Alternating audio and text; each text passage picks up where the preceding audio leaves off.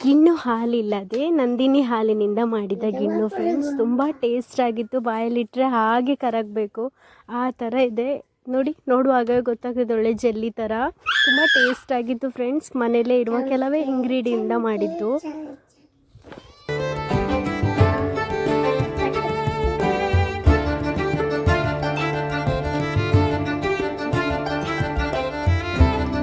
ಗಿಣ್ಣು ಮಾಡಲಿಕ್ಕೆ ಇಲ್ಲಿ ನಾನು ಒಂದು 1 ಲೀಟರ್ ಮೊಸರು ತಗೊಂಡಿದ್ದೇನೆ. ಮೊಸರನ್ನ ಒಂದು ಬಟ್ಟೆಯಲ್ಲಿ, ಈ ಥರ ಕಾಟನ್ ಬಟ್ಟೆಯಲ್ಲಿ ಹಾಕಿ ಅದು ನೀರೆಲ್ಲ ಹೋಗಬೇಕು ಆ ಥರ ಅದನ್ನು ಹೀಗೆ ಹಾಕ್ಕೊಂಡು 1 ಲೀಟರ್ ಫುಲ್ ಹಾಕ್ಕೊಂಡು ಅದನ್ನು ಹಿಂಡ್ಕೊಳ್ಬೇಕು. ನೀರು ಹೋಗಬೇಕು. ಗಟ್ಟಿ ಮೊಸರು ನಮಗೆ ಬೇಕು ಗಿಣ್ಣು ಮಾಡಲಿಕ್ಕೆ. ಈ ನೀರನ್ನು ಚೆಲ್ಲಬೇಡಿ, ಚಪಾತಿ ಮಾಡಬೇಕಾದ್ರೆ ಹಾಕ್ಕೊಳ್ಳಿ.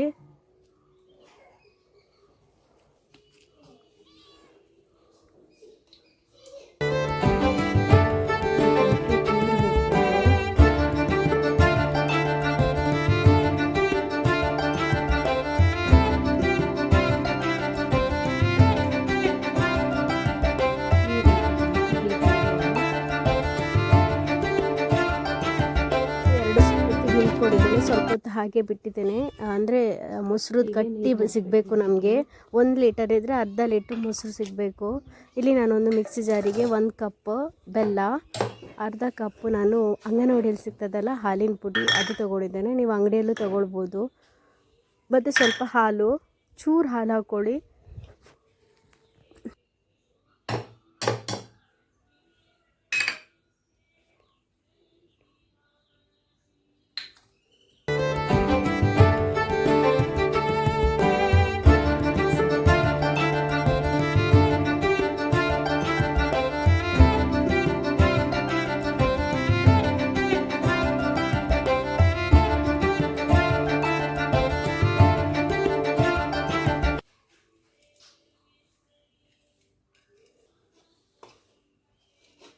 ನೋಡಿ ಈ ಥರ ಆಗಿದೆ, ಕ್ರೀಮಿ ಸಿಕ್ಕಿದೆ. ಇದನ್ನೊಂದು ಒಂದು ಕಪ್ಪಲ್ಲಿ ತೆಗೆದಿಟ್ಕೊಳ್ಳುವ.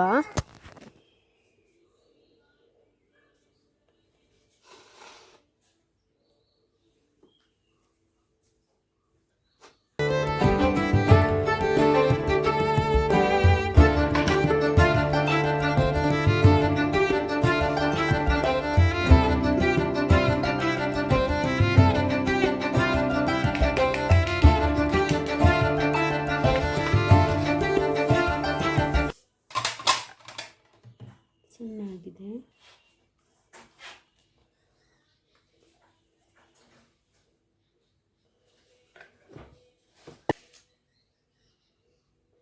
ಮಾಡಿದ್ದನ್ನು ಒಂದು ಜರಡಿ ಇಟ್ಕೊಳ್ಳುವ.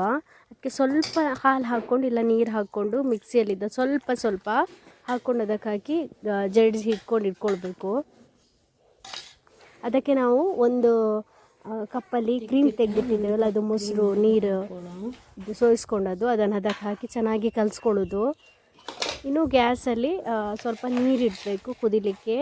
ಅದನ್ನು ಚೆನ್ನಾಗಿ ಕಲಸಿ ತೆಗೆದಿಟ್ಕೊಳ್ಬೇಕು. ಗ್ಯಾಸಲ್ಲಿ ನೀರಿಟ್ಕೊಂಡು ನೀರು ಕುದಿಬೇಕಾದ್ರೆ ಒಂದು ಬೌಲಿಗೆ ಹಾಕ್ಕೊಳ್ಬೇಕಿದು. ಎಷ್ಟು ಚೆನ್ನಾಗಾಗ್ತದೆ ಅಂದರೆ ಮಕ್ಕಳೆಲ್ಲ ತುಂಬ ಇಷ್ಟಪಟ್ಟು ತಿಂತಾರೆ. ಮನೆಯಲ್ಲೇ ಗಿಣ್ಣು ಸಿಂಪಲ್ಲಾಗಿ 3 ಇಂಗ್ರೀಡಿಯೆಂಟ್ನಿಂದ ಮಾಡ್ಕೊಳ್ಬೋದು. ನೀವು ಒಮ್ಮೆ ಟ್ರೈ ಮಾಡಿ ಫ್ರೆಂಡ್ಸ್, ಇಷ್ಟ ಆಗ್ಬೋದು ಅಂತ ಅಂದ್ಕೊಳ್ತೇನೆ. ವಿಡಿಯೋ ಇಷ್ಟ ಆದರೆ ವಿಡಿಯೋಗೊಂದು ಲೈಕ್, ಶೇರ್, ಸಬ್ಸ್ಕ್ರೈಬ್ ಮಾಡ್ಕೊಳ್ಳಿ ಫ್ರೆಂಡ್ಸ್.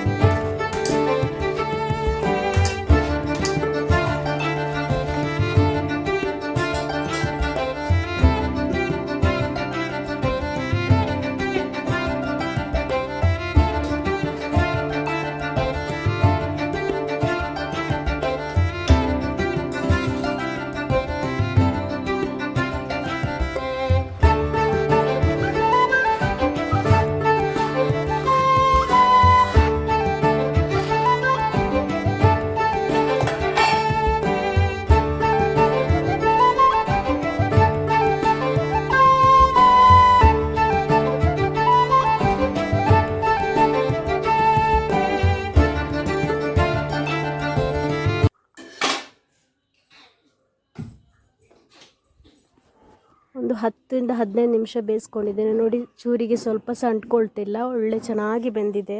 ಮತ್ತೊಂದೊಂದು ಅರ್ಧ ಗಂಟೆ ನಾನು ಫ್ರಿಜ್ಜಲ್ಲಿ ಇಟ್ಟೆ. ಮತ್ತು ಕಟ್ ಮಾಡಿ ಸರ್ವ್ ಮಾಡ್ಬೋದು. ಸಖತ್ತಾಗಿ ಬಂದಿತ್ತು ಮಾತ್ರ, ತುಂಬ ಸಾಫ್ಟಾಗಿ.